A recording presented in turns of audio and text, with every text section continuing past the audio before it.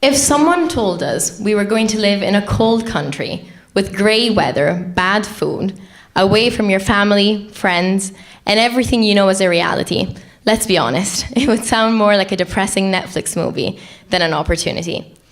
That was the worry of my 17-year-old self as I moved to London to pursue my law degree. I packed my life in a ridiculous number of bags, and off I went, excited but terrified. Because let's be honest, there's definitely things more fun than homesickness, feeling lonely while eating instant noodles, and living in a country that is completely foreign to us. This is now my 4th year living in London, and after 3 years of studying and 1 of working, I have developed what we'll call, for the purpose of this talk, my secret recipe. I'm absolutely no genius, but these are just what I found to be key to making the most of my experience of living abroad. Doing so, I have found out we can actually gain a lot more than we think when we first embark upon this journey. Let's go into ingredient number 1, open-mindedness. Now, I know we all think that traveling abroad will make us more open-minded human beings. Who of us in this room doesn't like to travel, for example? I'm guessing not a lot of us. But university abroad did teach me to be more open-minded, but in a different, deeper way. It's not just about understanding other people's values and cultures, but it's about bonding with people from all over the world and appreciating those differences that really make each and every bond unique and allow us to become citizens of the world. At school, especially if you've attended international schools, we've had the opportunity to be friends with people from all over the world and appreciating everyone's differences. At university, we get to meet even more of those people and really become citizens of the world by helping each other grow. At uni, for example, I've met people coming from Pakistan to China, to Canada, to Argentina, and each and every one of them, in some shape or form, has not only helped me to find my personal space in my life by making lots of different friends, but also, unsurprisingly, to always have diverging opinions, which, as you navigate the challenges of academic and professional life, can really help us grow. Ultimately, they made me feel like London wasn't this big, overwhelming place to be, but a rather stimulating and exciting one to be at. Now, this leads me on straight to point number 2, finding your own balance and learning independence.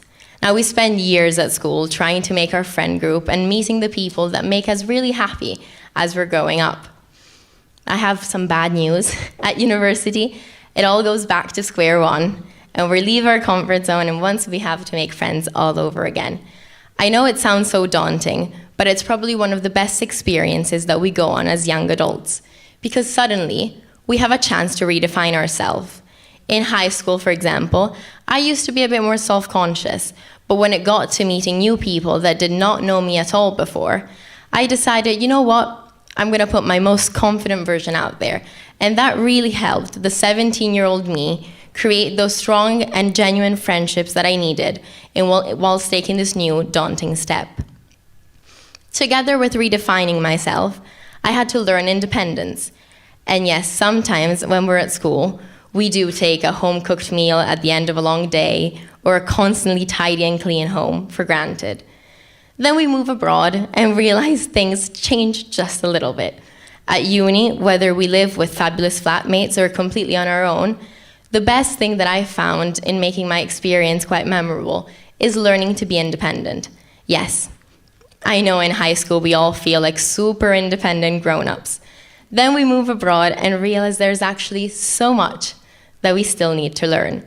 My flatmate and I have undoubtedly burned something, cooked something that did not taste good at all, or left the laundry in that one extra day.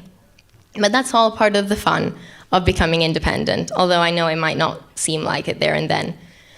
Because ultimately, we all learn to balance the demands of work, academics, life chores, and just any other countless facets of life. Because ultimately, the best thing about independence is not just about learning to live by ourselves, but it's about finding our equilibrium in a new and at first quite unfamiliar symphony. Then there's a third ingredient, the added complexity, maintaining our identity while adapting to a new one. Now, how do we craft the delicate art of living in a culture that isn't our own? I know, sounds a bit like walking a tightrope, doesn't it? But actually, it's not as bad as it sounds. Because when me and my Italian friends first moved away from home, we were questioning a lot with ourselves as to whether, how do we really do it? How do we adapt to a new culture without losing our roots? And we soon realized this wasn't an either-or situation, because we can be global citizens without compromising our identities. And it's actually more about treasuring those identities as we learn and appreciate a different culture. In London, for example, I love to support small Italian shops, have pizza nights with my friends, and all gather together to watch Italian music festivals. But at the same time, I have found that London and its cultures has so much to offer. Different foods, arts, ways of dressing, approaches to life. And I found this to be a bit of a chaotic but wonderful dance between adaptation and preservation.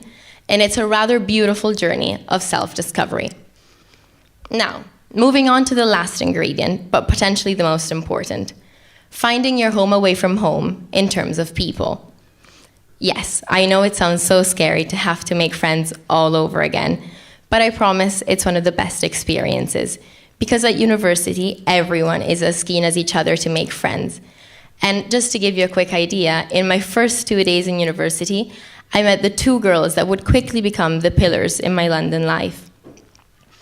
Because the people you meet at uni aren't just your classmates. They become your support system, and with time, your family away from home. Because ultimately, no one better understands the challenges, shares the triumphs as the people that you're sharing their experiences with. I cannot tell you the amount of times me and my friends have been each other's shoulders to cry on, or the person to give a congratulatory hug as you navigate the challenges of academic and professional life. My one big tip is as simple as fundamental then.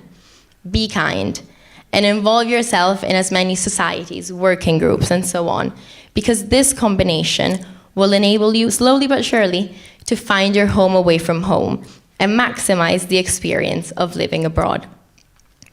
This is what I learned and what I wanted to share with you. Moving abroad for university is much more than just an academic venture. It's a rather transformative journey. You learn to be more open-minded, to become independent whilst holding on to your roots and adapting to a new culture. But most importantly, you will learn to find your home away from home. If I could go back and speak to the 16-year-old self at ISF who was worrying about where to go study, I would say this: remember the challenges you face will mold you into a stronger, more resilient person. Therefore, consider the world your classroom and let the journey begin. Thank you.